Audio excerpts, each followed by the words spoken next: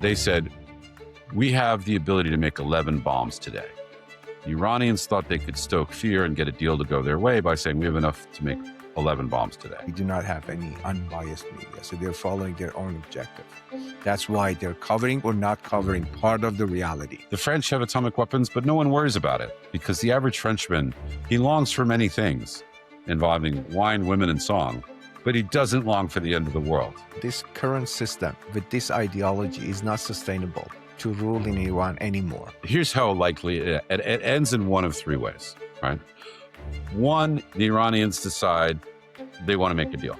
I really wanted to have this kind of clarification, that it was out of necessity, not choice. And you've just nailed it. Let's start by being very honest with each other, right? If things turn out well, the leader is said to be a great leader. And if they fail miserably, he's said to be a terrible leader. At this point, I don't think people, Iranian people, majority of them at least, would be happy about, just a moderate kind of change. They want fundamental changes to happen in Iran. Option two is a coalition transition government involving the son of the Shah and the Congress of Minorities. From what you've observed, how often do intelligence failures come from lack of information, and how often from leaders ignoring the information they already have? Why would the CIA think that Sunni and Shia Muslims would never work together? Intelligence is gathered in irrelevant and relatively accurate facts. So, aren't the analysis or analysts supposed to act independent or analyze those facts independent of media? If you just talk about intelligence failures, you're ignoring a lot of important things. So there's intelligence failures, there's analysis failures, and then there's a topic we never talk about, media failures. There is no information about whereabouts of former Iran president, Ahmadinejad, who was reported to be killed at first, and then, so there are some rumors that he's been taken somewhere. These are more like storms. You can prepare for storms.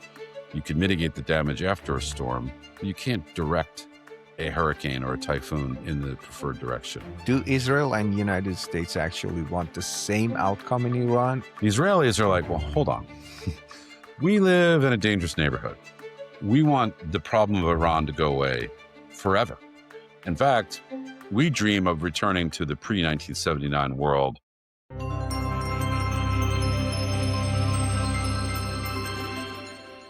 Welcome back. Today's guest is Richard Miniter, investigative journalist, best-selling author, and one of the most persistent voices examining the hidden dynamics of power, terrorism, and global security.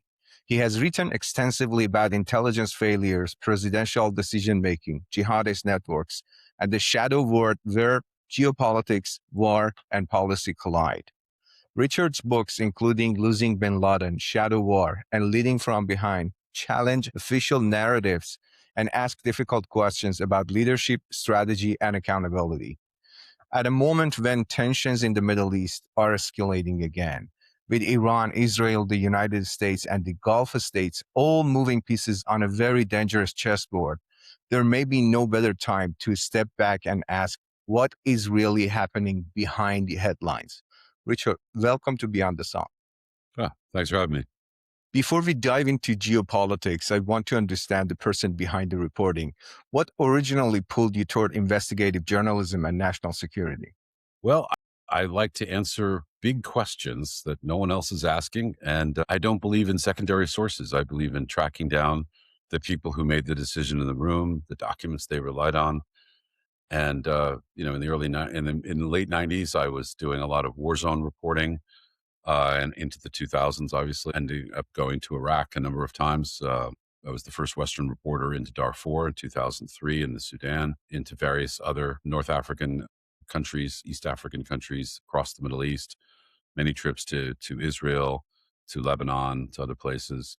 And Kuwait, many, many others throughout the Gulf. And I spent a fair amount of time also in Southeast Asia, along the Mekong River in Cambodia, in Vietnam, with the Karen and the Karenni and the Pao rebels in Burma, both on the Thai side and on the Burmese side, crossing into Burma a number of times, you know, going through jungles for days and days and getting to rebel camps where they make landmines and assemble forces to attack the government forces. And so, yeah, I've seen a bit.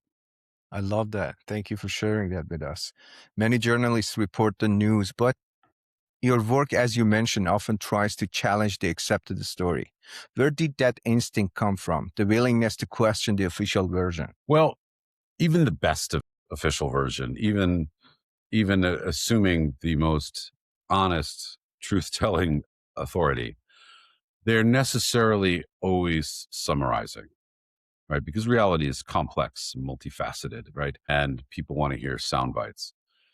And also, even for the people at the top, and let's assume they're the most trustworthy people in the world, they receive summaries and sometimes summaries of summaries from the people underneath them. So the nature of bureaucracy is to simplify and too often to obfuscate. So it's quite possible that if you are at the top of an organization, a corporation, government agency, a university, any large organization, that you are relying on the summaries of summaries presented to you by your subordinates. And you may not be consciously lying at all. You're accurately reflecting what has been given to you, but what is given to you has simplified and summarized and perhaps inaccurate. Certainly, it lacks that fingertip feel. So, what if you go around the bureaucracy? What if you go into the field and meet the people directly involved? Now, you're not seeing the summaries, you're seeing the complex reality.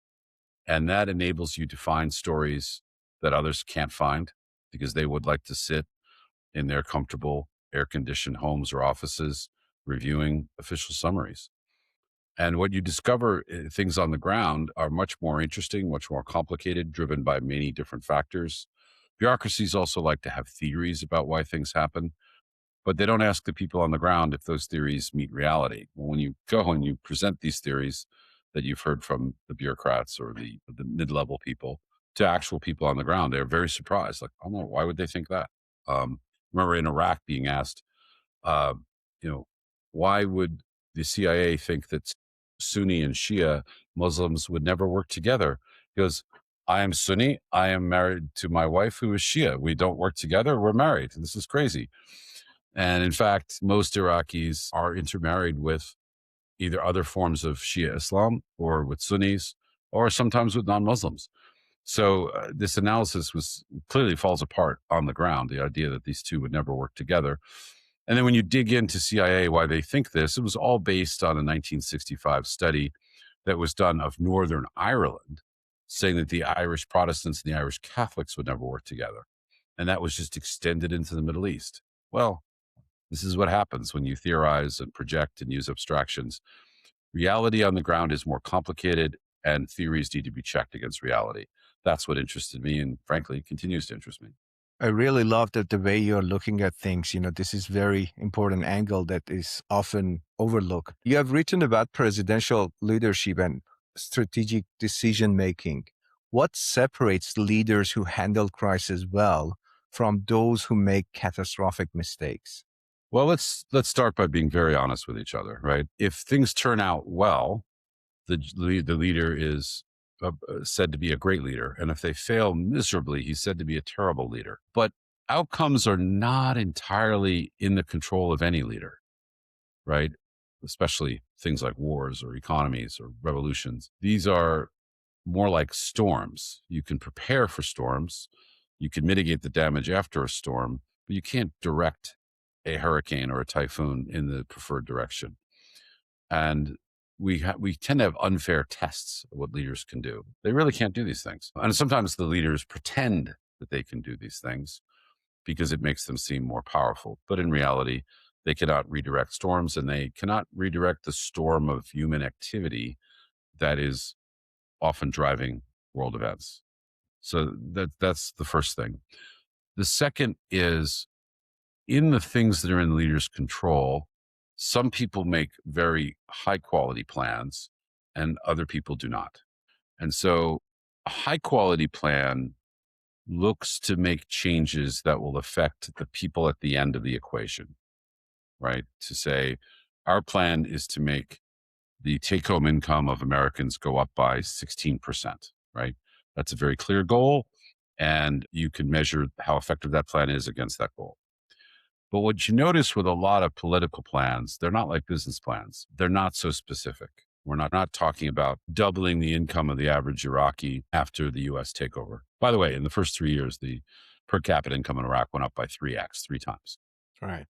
But that was nobody's goal, right? So they don't tend to attach numbers to goals, and they don't attach timelines to goals. By date X, we will be at place Y. They love vague goals, which they can then later debate whether they hit those goals or not. Secondly, they have a lot of goals that are process oriented, right? We're going to work with this department and it's going to interface with this other agency. And together we're going to do, what does all that mean, right? If you're not talking about the people at the end of the complex equation, then you're really talking about process, which doesn't benefit, it doesn't have a measurable benefit or cost for the people at the end. And so we see a lot of business plans, but especially a lot of political plans, which simply lack a focus on numbers and time as it affects ordinary people. Yeah, from what you've observed, how often do intelligence failures come from lack of information, and how often from leaders ignoring the information they already have? Oh, that's a big question. All right. Before we talk about intelligence failures, because if you just talk about intelligence failures, you're ignoring a lot of important things. So there's intelligence failures, there's analysis failures, and then there's a topic we never talk about, media failures, right? And so usually what we're calling an intelligence failure is some combination of these three things. An intelligence failure, I would define very narrowly as the failure to collect relevant information that would have changed the outcome of a decision. We would have decided to do X instead of Y if we had known fact Q. And these kind of intelligence failures, the failure to collect a meaningful fact, is very low. I mean, in the single digit percentage points. Modern North American, European, Russian, Chinese intelligence services tend to do a fairly good job of collecting the facts, the relevant facts. Now we move to the next type of failure, analysis failure. What do the facts mean, right? These are a bunch of dots on like a scatter point chart. What's the line through them? What's the connecting, right? And where are the dots going to appear next? Those are both analytical questions. That's where we see the failures most often. And then on top of that, we have media failures, where the media either fails to report things or underweights or overweights a variable, right? So making something seem more important than it is or diminishing something that's truly. So I'll give you an example of a media failure on the coverage of Iran today, right? If you read the New York Times, the LA Times, the Washington Post, even the Wall Street Journal, Financial Times, even the business-oriented, numbers-oriented papers, all this discussion of the war in Iran never mentions the inflation rate, which is north of 30%. Inflation, as we know from history, from the French Revolution onward, high inflation rates are often followed by civil rebellions, revolutions, coups, right? Because what money does is anchor people in time. Right. Inflation diminishes savings and therefore makes people think they have less time. The amount of money in their bank account will no longer support them for a year. It can only support them for 3 months, 2 months. As you shorten that time, right, you're increasing the fear.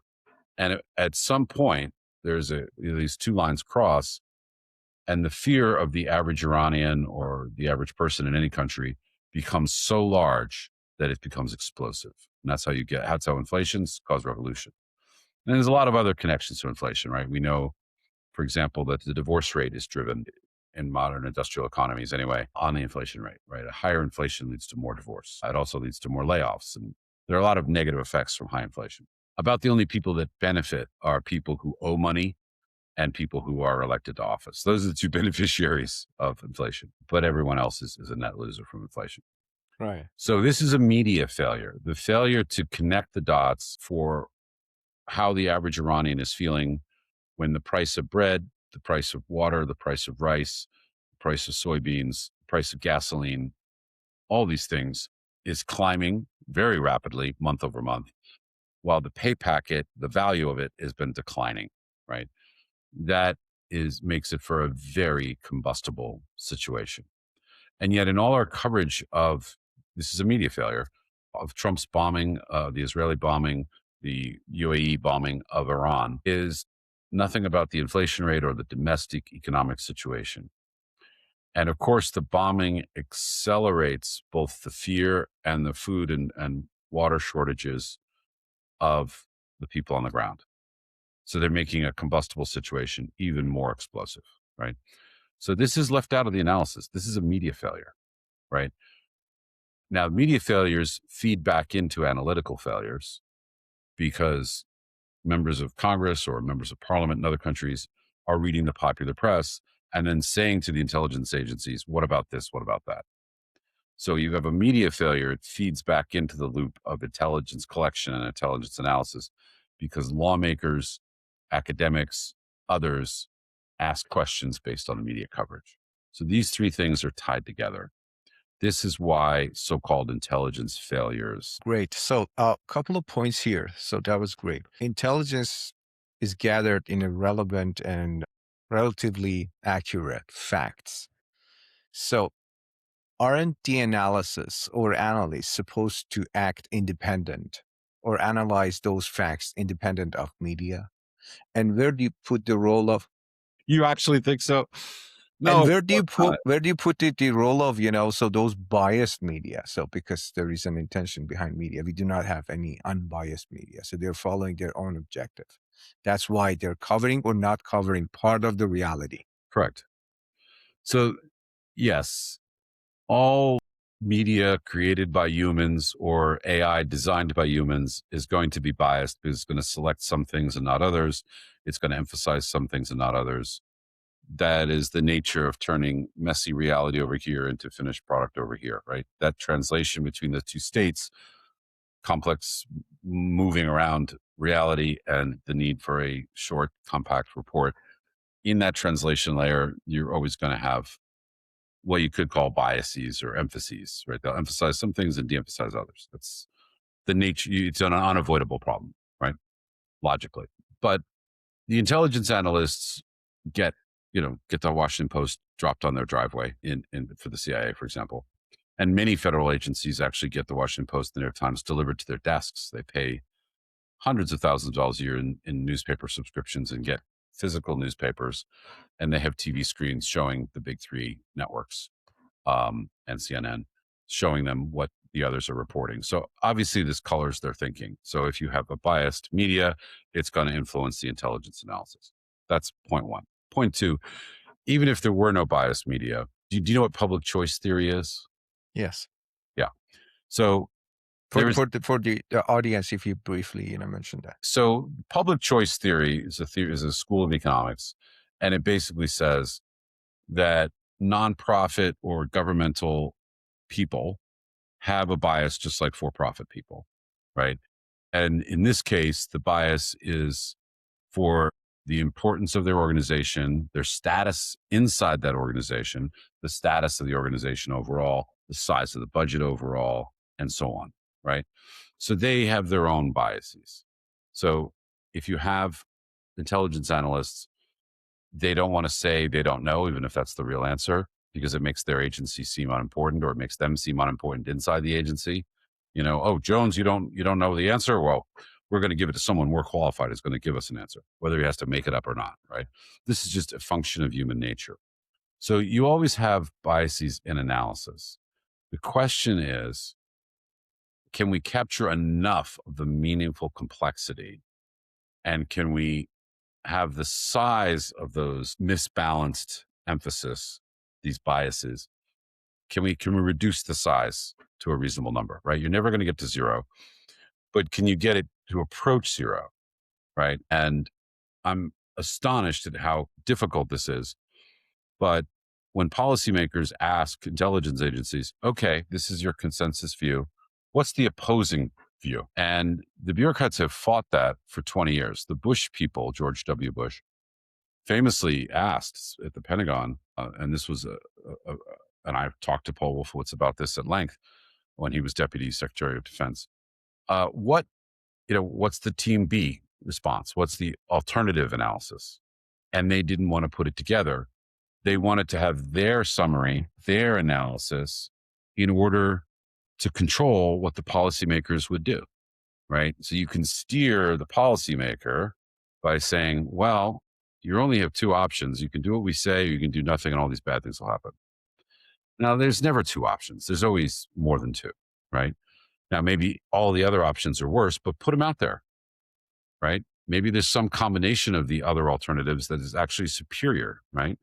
Because options don't have to be standalone. You could take part of option 3 and part of option 7 and a large chunk of option 13 and a tiny bit of option 20 and put them together and have a new option, right? I mean, but the bureaucracy in large corporations, inside government agencies, and definitely in nonprofit world and universities doesn't want to do that. They want to try to control the people above them who are responsible for making the decision. So they don't want to present opposing points of view.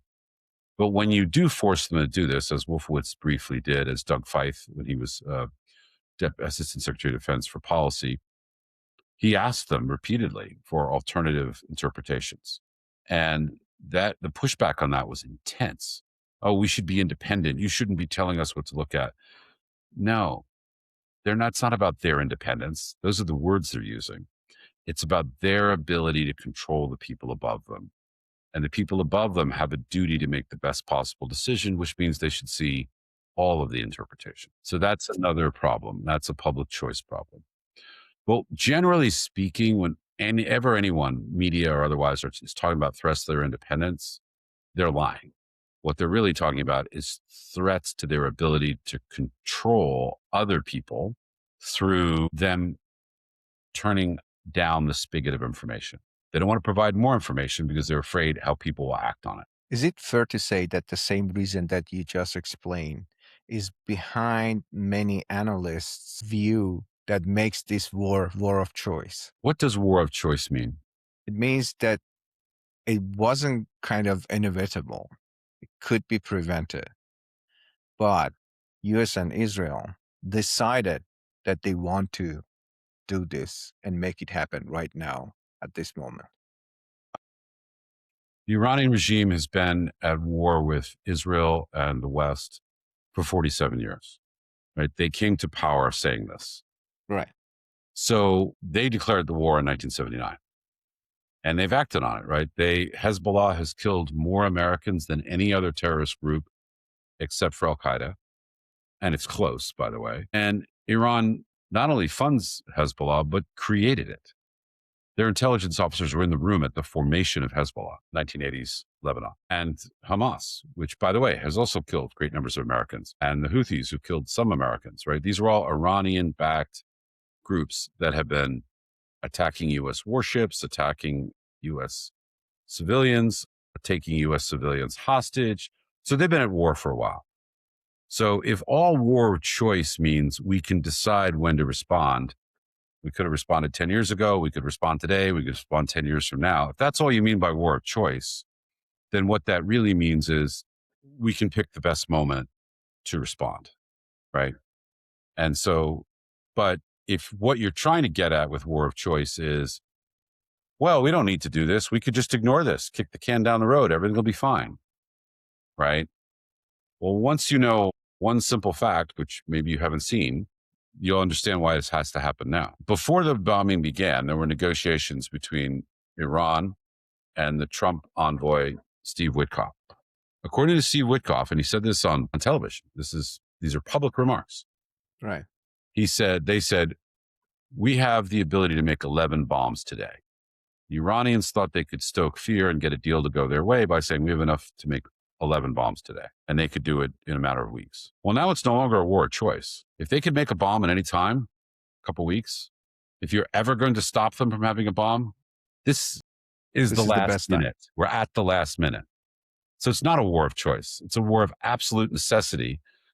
If you give them atomic weapons, you'll be in a situation like what you're dealing with in North Korea, or China or Russia, an implacable enemy that can't be removed because it's protected by atomic weapons. But this war of choice is happening at the last possible moment. They have 11 bombs they could make. What 11 cities do you want to lose in the Middle East or in the United States? You know, what 11 cities do you want to lose? Exactly. So by bringing up this concept of war of choice, which is commonly used, I really wanted to have this kind of clarification that it was out of necessity, not choice. And you just nailed it. Let's focus on what's going on there. So dominating headline, everything is about Iran. And you've spent years studying terrorism networks and Middle East power structure. How do you interpret the current confrontation between Iran, Israel, and the United States? Kind of where it's heading to. We know we talked about, how it started and why, and how do you interpret, so the situation right now? We are on the day 16th or 17th, I suppose. I think, and look, work can change suddenly. So I'm saying this on this day. It could be different tomorrow. It could be different Yes, in 5 minutes. Okay. it's Monday, March 16th that we are Yes. recording. Right. Thanks for that. So here's how likely it ends in one of three ways, right? One, the Iranians decide they want to make a deal. And the Trump people have been very clear what they want the deal to be. You stop funding terrorist groups, you give up your atomic weapons program, and you limit your rocket program to putting satellites in orbit, a civilian space program. But you're not building long range rockets to strike Europe or the United States, right? If you can do that, basically, if you can leave your neighbors alone, you can continue to run your noxious, theologically based dictatorship at home. Which is worst case scenario for Iranian people. Absolutely. But I'm saying that's the deal. If you do those three things, we'll let you keep your horrible dictatorship and you stay alive and you stay in power.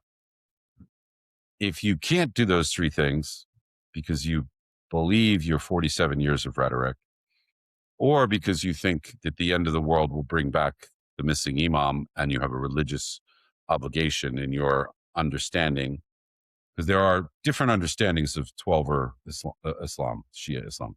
But in what appears to be the dominant understanding among the small group of people who run Iran, they want the end of the world because that means the missing imam returns and Allah descends to earth and all these wonderful things happen. So these, by the way, would be the absolute worst people to have atomic weapons. You want people who have atomic weapons to be afraid of the end of the world, not longing for it, right?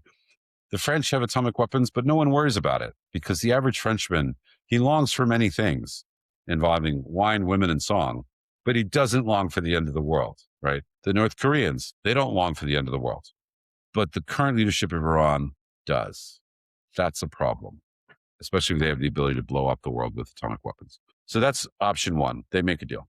That's unlikely because these people just don't believe that they have to make a deal. And so they will die at their desks or in their mosques or wherever they're supposed to die. There where they do die, right? It's kind of like, do you remember the novel Appointment in Samara, right? And so there's that. Option two is a coalition transition government involving the son of the Shah and the Congress of Minorities. The Congress of Minorities is a group, so roughly 93 million people live in Iran. Roughly 45, 46 million of them belong to some ethnic minority. Azeris, Arabs living in Awaz, Western Kurds, Eastern Kurds, Baluch, Azeri, Baha'i, and so on, right? And these people have been meeting together for, I think, 15 years, and they've developed a lot of plans. And if they can perhaps involve the MEK in that coalition and they have some forces on the ground, and they can impose their authority on the ground with the help of Israeli and U.S. air power, then there could well be a transitional government that's brought into place with elections a year or two out. The transitional government stabilizes the nation, gets the sanctions lifted, brings in foreign direct investment. There's been no serious investment in Iran since 1979, not even in the oil and gas fields. So the technology is very old. Virtually no oil wells capture natural gas. They burn it off. You see those like torch-like things at the top of their derricks? That's them burning natural gas, right? The world is starved of natural gas. Any modern field has tools that collect that natural gas, send it to a storage facility, use temperature to shrink it down into liquefied natural gas, and sell that to the world. They just haven't made any of these investments, in 40 plus years. 70% of Iran is suffering from water shortages because dams and spillways and water transmission facilities have not been upgraded or maintained, right? So there's huge investment opportunities in Iran. And once you had a stable government with a decent set of laws, you would see dozens of billions, maybe hundreds of billions of dollars flow into Iran to rebuild, right? Absolutely. 100%. And President Trump's team thinks that the U.S. will benefit from that, and it certainly will, right? If Iran was focused on rebuilding itself, making prosperity for its people instead of making misery for foreign peoples, the world would be objectively better off. And the price of oil would drop between $5 and $9 a barrel because the risk premium, which is imposed by the Iranians and their unpredictableness, goes away. So the world will see a lower price of energy, which means that the world economies recover much more quickly. And the world economy as a whole probably grows by 0.5%, which doesn't sound like much to non-economists, but is a huge amount of growth. And what that also means is fertilizer becomes cheaper, which means food becomes cheaper because you need gas or oil to bring the food to market, but you also need natural gas to make fertilizer. That's why the Russian bombing of the fertilizer plants in Ukraine is a major problem. Right? You're raising the global price of fertilizer, which means that without fertilizer, the amount of food produced per hectare is dramatically reduced. So this cycle, which has been spinning in a bad direction since 1979, suddenly reverses and starts spinning in a positive direction. So food production becomes cheaper, transportation of food to consumers becomes cheaper, jobs grow because electricity prices fall. A lot of positive effects follow. Now, getting from where we are today to a transitional Iranian government that reassures outside investors and is heading toward economic growth, that's a long and rocky process, and it could easily fail. And then option 3, which is the worst of the options of ways it ends, is a protracted civil war that makes Northern Ireland or Yugoslavia look tame. There are so many factions. One of the ways in which the Iranians are like the Jewish people is that it is a culture that is very smart and very good at arguing, and therefore divides into factions and sub-factions completely naturally. And, I have Iranian friends who say, well, I have 3 opinions on this matter, right? 3 opinions, 1 person, right? It's just the nature of these people. If you read ancient sources on Iran, the Iranian people that are describing in those sources are the same people we know today, right? So fond of argument and disputation, wanting to have their own ideas, their own independence, right? Which is, by the way, why an Islamic theocracy has never been suited to the Iranian character, ever. That's never who these people ever were throughout. I can confirm that 100%. Yeah. Right. But in a modern economy, a people that argues with itself is a great source of innovation and economic growth. Having lots of debated ideas and why not this? Why not that? Let's try this. That spawns incredible. I mean, Silicon Valley is very good at that, arguing with itself. Iran is a country that does this. I mean, if it got its governance act together, Iran could be one of the richest countries in the world in 25 years.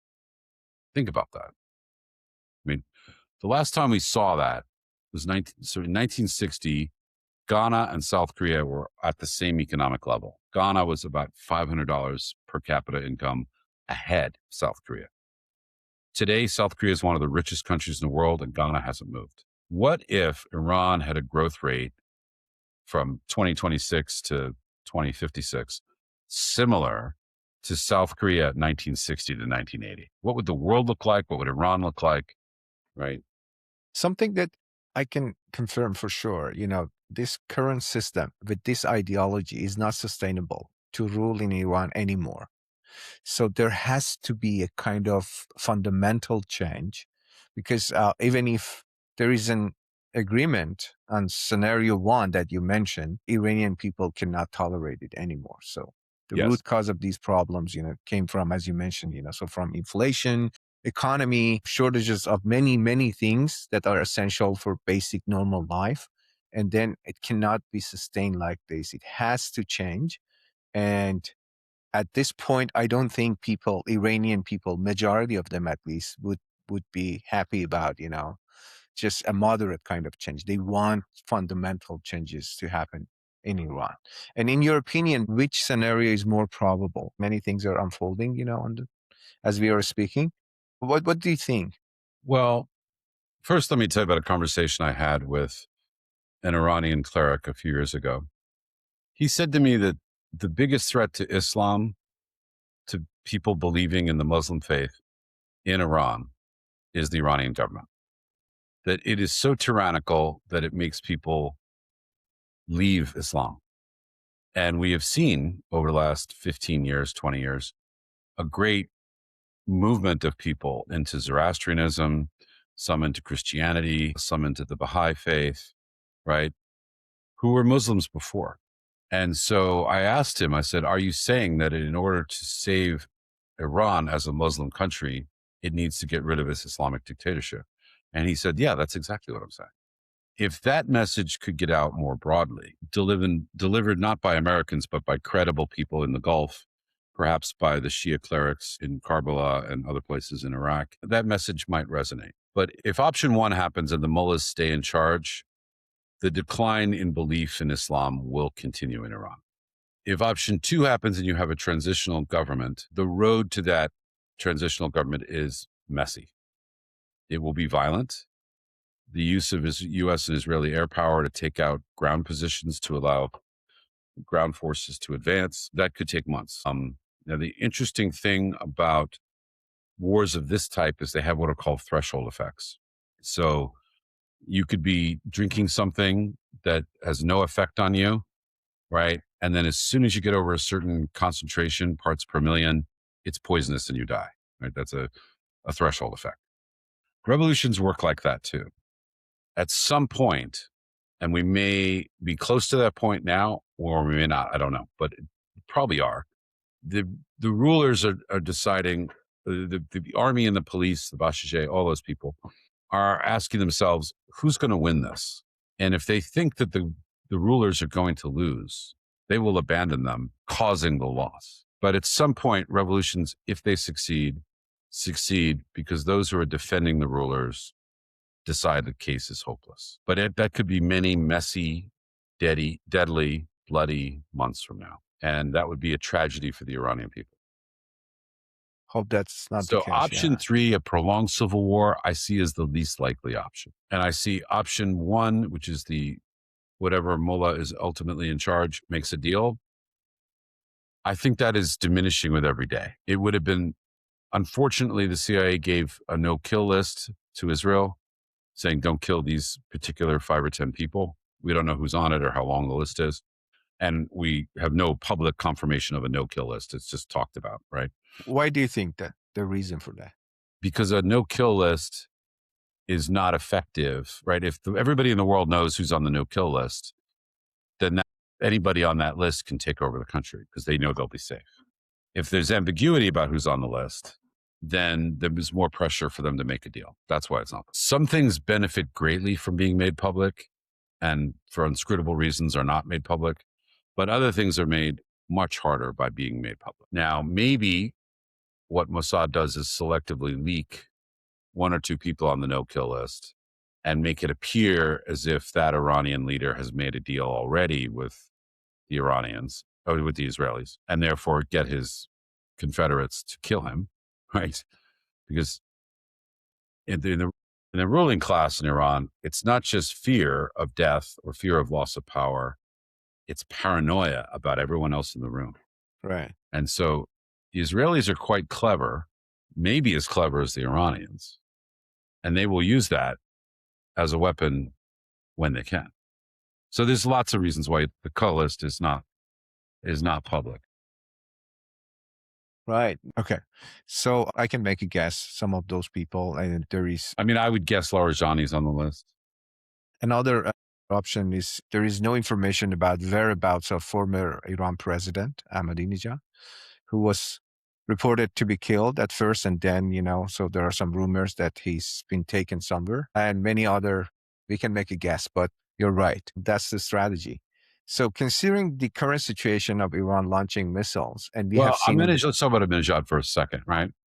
Is there any reason to think that Ahmadinejad has a critical relationship with someone at the State Department or at the CIA or in the U.S. government galaxy of offices, right?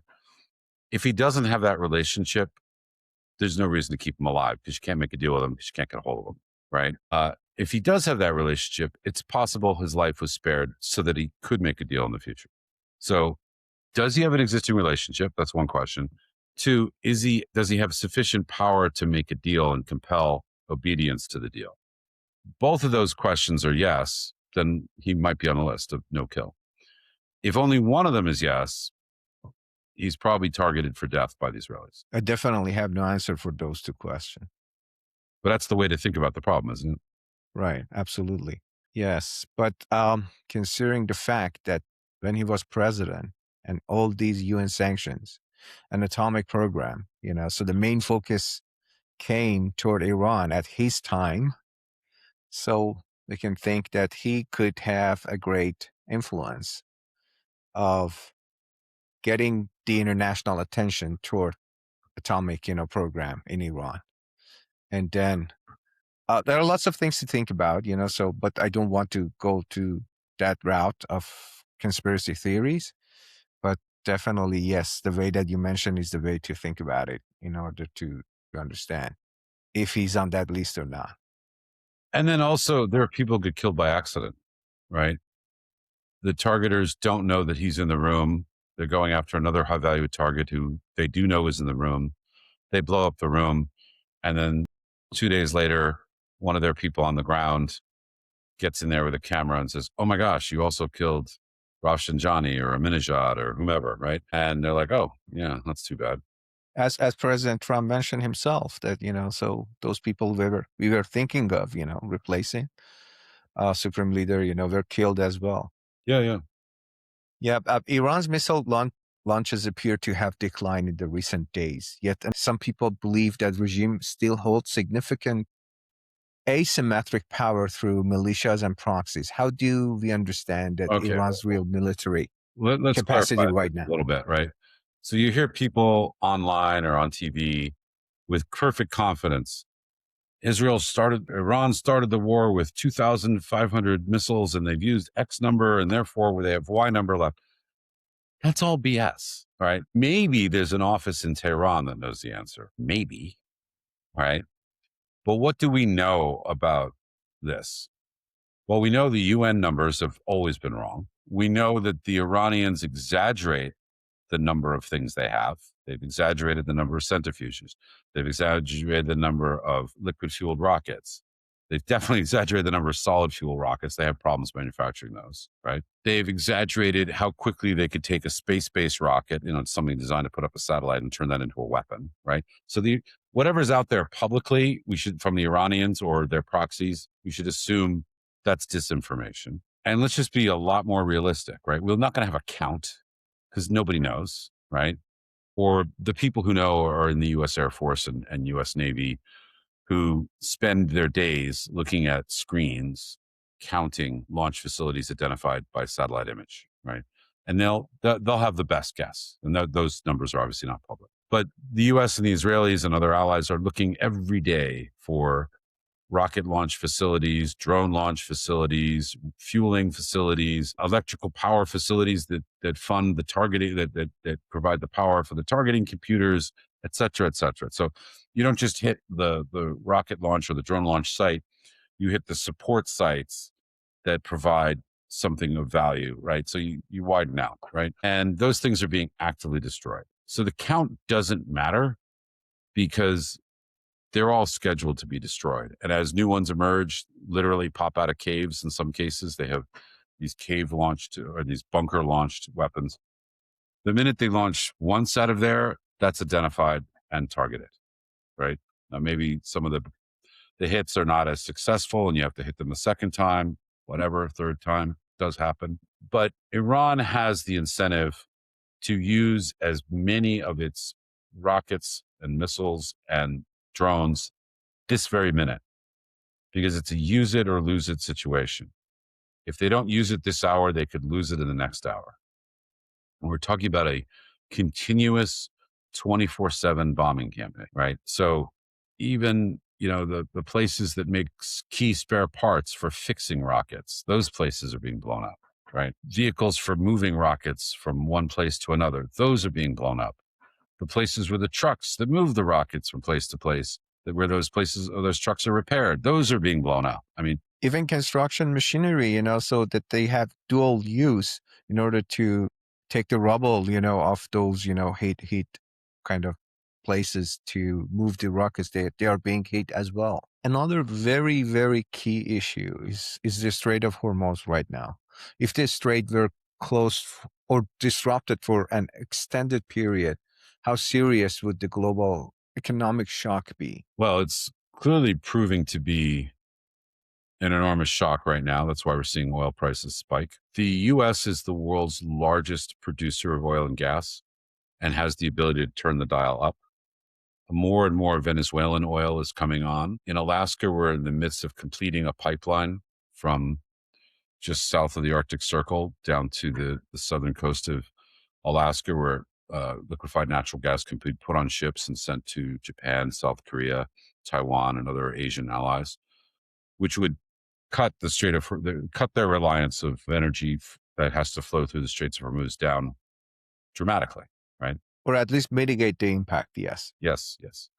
How much longer it takes to complete those. And there may be some national security powers that Trump has in order to put aside court cases that will slow down those pipelines. If it looks like the Strait is going to be closed for a longer period of time, I would expect the Saudis to start building pipelines, both of oil and gas and of water, to come from its water to come from its desalinization plants on the Red Sea coast inland, and the oil and gas that would normally go out through the Gulf to go across and go out through the Red Sea. So before people make billions of dollars in investment of that type, you have to see whether that infrastructure will be needed. But if we start to see the Saudis building these pipelines, that would mean the Saudis think that the Straits will be closed for a long time. I actually don't think the Straits will be closed for a long time. I think the U.S. Navy's demining efforts have proving pretty effective. They brought to bear some new technology, which the world was not aware of. They have destroyed all of the Iranian vessels that were putting in sea mines into the Straits. So the mines will be cleared out. Either they're cleared out now or they're on their way to being cleared out. Rocket and artillery attacks from the Iranian shore are a problem, and there have been tankers and other cargo ships hit by Iranian fire. But the U.S. has enormous counter battery. And so every time one of those things opens up, they immediately become targeted and hit. Is that fair to say, it's more of a fear of the risk that those vessels or tankers are going to take, crossing the strait than Iran's capability of mining or hitting those vessels? Right now, insurance companies, so that they're not willing to insure those vessels and tankers. And then the risk is high. That's why they're avoiding that rather than, so being afraid of mines or being directly hit as a result of Iran's capability. Right. So what's really closing the Straits of Hormuz is not Iranian rockets, artillery, and drones. It's the insurance underwriters within a mile of the River Thames in London, right? Almost all marine insurance is done by Lloyd's or its direct competitors, who are all within a mile of each other along in the Thames estuary, right? Right. So what Monopoly. Trump is doing by saying we will insure, the U.S. government will put up the money to insure, is acting as a counterweight.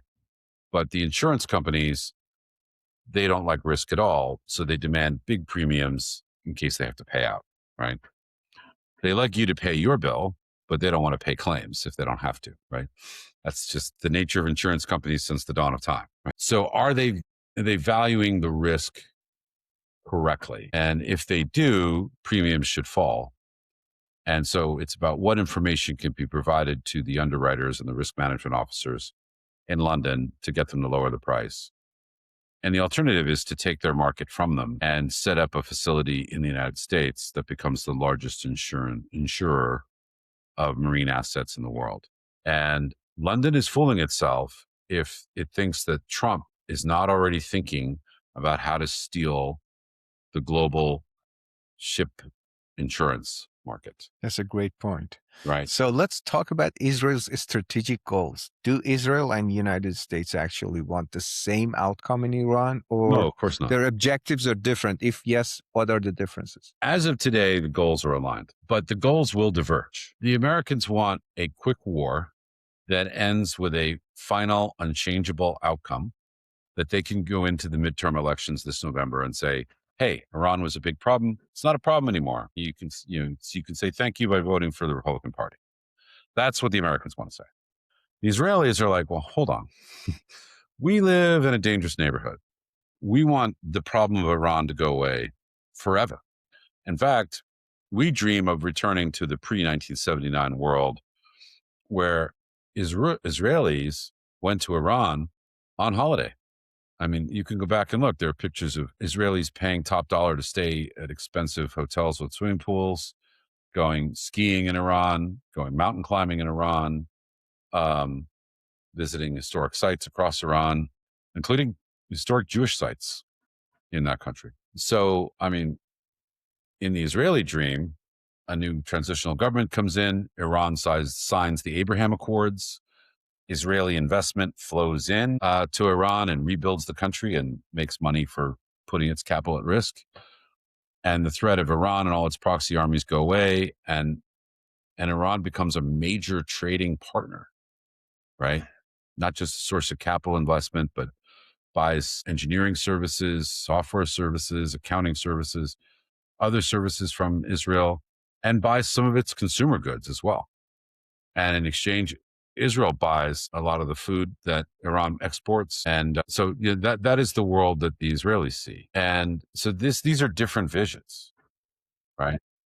Look, if the Israeli vision happened, Trump would be perfectly happy, but he's not going to put his presidency and his Republican control of Congress at risk to get to this wonderful Israeli dream. So these are Right. divergent paths.